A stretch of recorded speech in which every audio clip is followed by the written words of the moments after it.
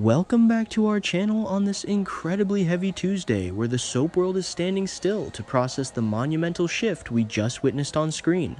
Sonny is driving and gripping the wheel with knuckles so white they look like bone because he is thinking only of Carly, which makes perfect sense because it always comes back to Carly, doesn't it?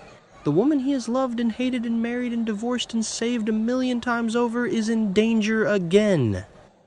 He knows Valentine Cassadine has her, and we all know Valentine is a dangerous man, especially now that his sizzling and vengeful alliance with Carly has been blown to bits, and Jack Brennan is hovering around like a hawk waiting to strike. Sonny is pushing the luxury sedan to its absolute limits along the winding, treacherous coastal highway of Port Charles, which has claimed so many lives over the decades, but he doesn't care about the risk because the only thing beating in his chest is the desperate primal need to get to Carly before Valentine does something unspeakable. But Jen Sidwell was one step ahead of him the entire time. Sidwell, the grieving father who stood in that church at Marco Rios' funeral and promised vengeance while Sonny and Rick Lansing tried and failed to convince him that another unknown enemy was responsible for Marco's grim fate. Sidwell didn't listen to reason. Sidwell planted the bomb. The ticking mechanism hidden beneath the floorboards of Sonny's car, counting down the final seconds of an empire, while Sonny blindly raced toward his own destruction. The explosion tore through the night sky like a dying star. It was deafening. The sheer concussive force of the blast ripped the metal apart, sending the burning chassis careening over the edge of the jagged cliffside while the flames illuminated the dark churning waters below in a horrifying display of violence that felt entirely too real for a Tuesday afternoon. Broadcast. The car plummeted into the abyss, down and down into the black water. Jordan Ashford arrived on the scene with the flashing red and blue lights painting her face in a strobe of pure tragedy as she stared over the precipice, knowing deep down that nobody could survive a drop like that, let alone the inferno that preceded it. The rescue teams rappelled down the slippery rocks, fighting the crashing waves and the biting wind, only to find twisted, blackened scraps of what used to be a car. No body, nothing. Just the ghost of Port Charles's most feared and revered mob boss lingering in the smoke that drifted up toward the heavens. Jordan had to make the call right then and there. She had to stand on that freezing cliff and process that Sonny Corinthos was gone, while ADA Justine Turner probably sat somewhere in the city completely unaware that the man they had just agreed wasn't responsible for Marco's death was now a victim of Sidwell's unyielding wrath. The news spread through Port Charles like a virus, infecting every corner of the city, from the bustling halls of General Hospital to the quiet, dimly lit booths of Charlie's Pub, where Christina Corinthos Davis had just been, celebrating its grand reopening. Christina, who was just talking to Jacinda Bracken about her romantic past with Kiefer Bauer and Ethan Lovett, and feeling so incredibly hopeful about the future, is now shattered into a million pieces. Michael Corinthos, who was so worried about Willow Kane's new role in Congress and getting Kai Taylor to give Wiley private baseball lessons, now has to pause his entire life to mourn the father he has warred with and loved in equal measure. The memorial service was a masterclass in soap opera grief, with the entire town dressed in black standing under a gray weeping sky while the priest spoke words about a man who lived by the sword and seemingly died by it. Dante Falconeri standing there in his police uniform trying to hold it together while his mind raced with the investigations into Rocco's secret and Jason Morgan rotting in WSB custody because Jason took the fall for Rocco, and now Jason can't even be there to say goodbye to his best friend, his brother. It is all so interconnected and so deeply devastating. We have to talk about the reality of this situation because the man behind the myth, Maurice Benard, has been the beating heart of this franchise for over 3 decades, and his decision to step away is sending shockwaves through the fandom that will not settle anytime soon. Maurice announced he wants to retire early to spend time with his family, which is the most beautiful and understandable reason in the world for a man who has given so much of his soul to this character. He has portrayed Sonny through the highest of highs and the lowest of lows, bringing unprecedented visibility to bipolar disorder and playing out storylines that have defined daytime television for generations. He deserves to sit on his porch and watch the sunset with his loved ones. He deserves the peace that Sonny Corinthos could never find in his chaotic life. Selfishly, we are mourning the loss of a titan. The screen feels empty without him. The dimpled smile. The terrifying quiet rage, the way he would throw a barware glass against the wall when betrayed. The writers knew they couldn't just put Sonny in a pine box and bury him, because that would be too final for a character of this magnitude, so they gave us the classic soap opera loophole that we all secretly crave. The final scene of the episode, after the tears had dried and the memorial had ended, shifted to a remote tropical island miles and miles away from the treacherous cliffs of Port Charles. The sun was shining. The water was crystal clear and turquoise. The camera slowly panned across a pristine white sand beach, moving past a small, modest hut where a man was sitting in a chair looking out at the horizon. The camera pushed in closer and closer until it revealed the side of his face, and there it was, the signature scar. The face of Sonny Corinthos. As a local caregiver approached him and called out a name that wasn't Sonny, he turned and his eyes were completely blank, devoid of the sharp, calculating intelligence that we have known for 30 years. He has amnesia. Total memory wipe. He doesn't know about the mob. He doesn't know about Jen Sidwell. He doesn't know about Jason in WSB custody or Carly being held by Valentine. He is a blank slate living a quiet, peaceful life on an island while the world thinks he is dead.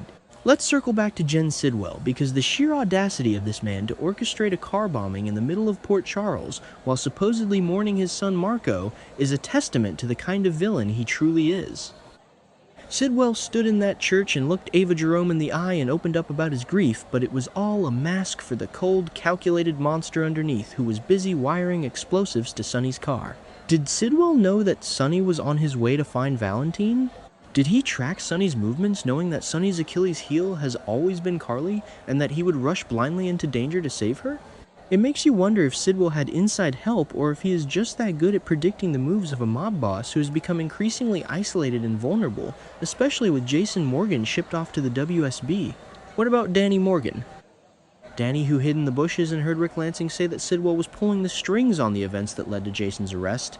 Danny already wanted revenge on the WSB, but now that Sonny has been blown off a cliff by Sidwell, you have to imagine that Danny's vengeful radar is going to lock onto Sidwell with terrifying precision. A teenager going up against an international threat like Sidwell is a recipe for disaster, but Danny has Jason's blood running through his veins. What happens when Carly is finally rescued? Assuming she survives, Valentine Cassadine, who is currently a fugitive, in hiding and driving around looking stressed, while Jack Brennan breathes down their necks. Carly is going to be hit with the most devastating guilt imaginable when she finds out that Sonny died trying to get to her. She will blame herself. She always does. The dynamic between Carly and Sonny is a tragic Shakespearean loop of love and destruction where they constantly save and destroy each other, and this feels like the ultimate tragic crescendo to their decades-long symphony.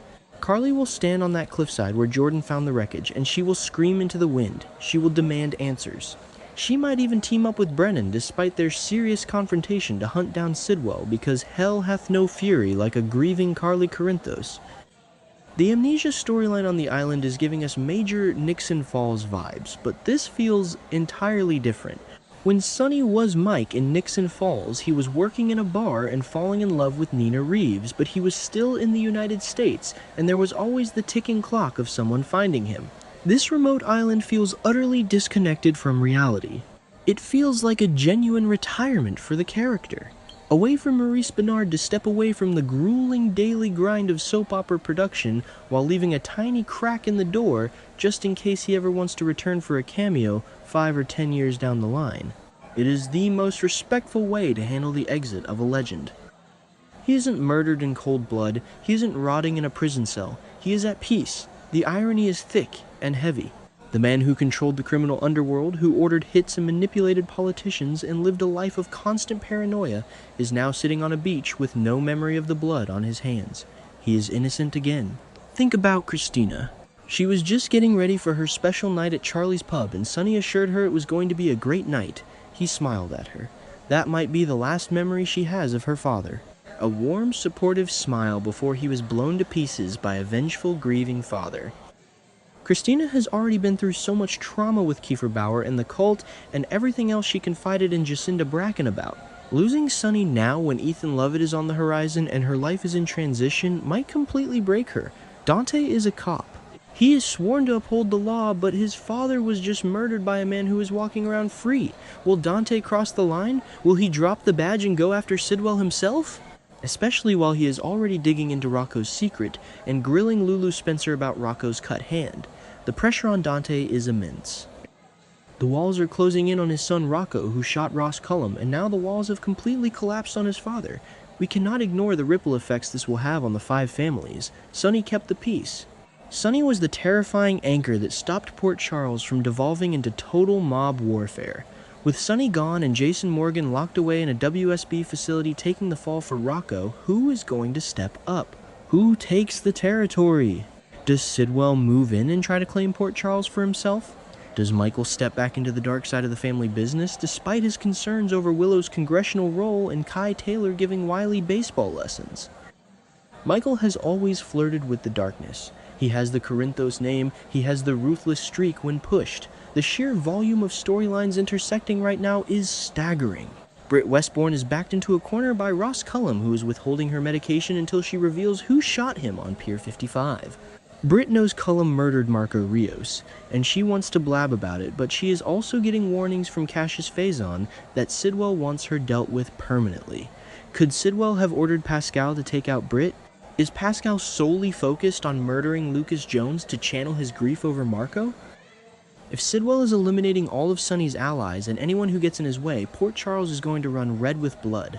Let's take a moment to appreciate the visual direction of that explosion scene. The way the camera lingered on the tires, screeching against the asphalt before the fireball erupted, it wasn't just a sudden pop, it was a massive cinematic detonation that lifted the heavy sedan off the ground. The physics of the crash as it tumbled down the rocky face of the cliff, tearing off the doors and the bumper until it crashed into the water below. It was visceral. It made you feel the impact in your own chest. The stark contrast of the final scene was brilliant. The quiet, gentle lapping of the ocean waves on the island beach. The soft rustle of the palm trees, the complete absence of violence.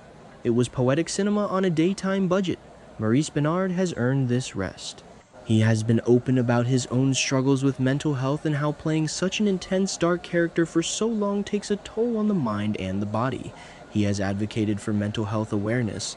He has used his platform to save lives in the real world. When he says he wants to retire early and be with his family, we as fans have to swallow our selfish desire to see him on our screens every day and applaud him for taking care of himself. We have to let him go. The island is a metaphor for Maurice's own retirement, a place of peace away from the cameras and the scripts and the endless drama of Port Charles. It hurts as a viewer. It physically hurts to know that the dynamic between Sonny and Jason is paused indefinitely. That Sonny won't be there to see Wiley grow up. That he won't be there to threaten whoever breaks Jocelyn's heart next. Jocelyn, by the way, is in grave danger because Ross Cullum might remember she was in his ICU room and investigate her WSB connection. Who is going to protect her now? Jason is gone. Sonny is practically dead to the world. Carly is missing with Valentine. The children of Port Charles are entirely unprotected against the wolves that are circling the city. This episode will go down in history as one of the most pivotal moments in the show's long run.